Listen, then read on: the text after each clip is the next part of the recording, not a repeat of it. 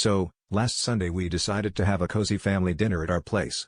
It was supposed to be just a normal evening, with everyone pretending to like my mom's infamous mystery casserole. Out of nowhere, my younger brother, Dave, announced that he'd been dabbling in magic tricks.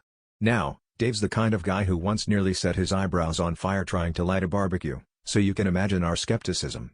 He insisted he had a whole act planned, and since the game was on halftime, we thought, why not? This should be good for a laugh. Spoiler, we got more than we bargained for.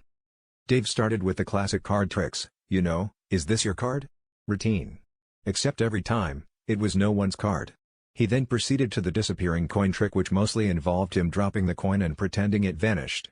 But things really started getting interesting when he pulled out a saw for his big finale.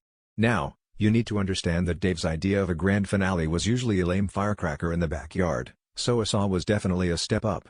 We all exchanged looks, half concerned and half amused, as he asked for a volunteer.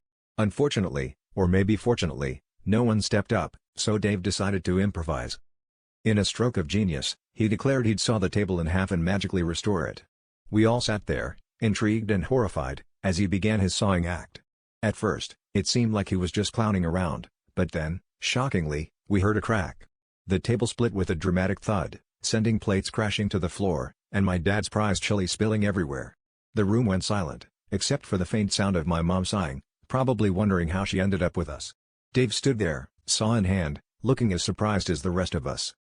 We all burst into laughter, the kind that makes your ribs hurt, while Dave sheepishly grinned, trying to figure out how to salvage the situation. That's when my dad, ever the practical joker, chimed in, "Well, Dave, guess that trick really cut the mustard." It was a pun so perfectly awful that it brought the house down, figuratively speaking, of course.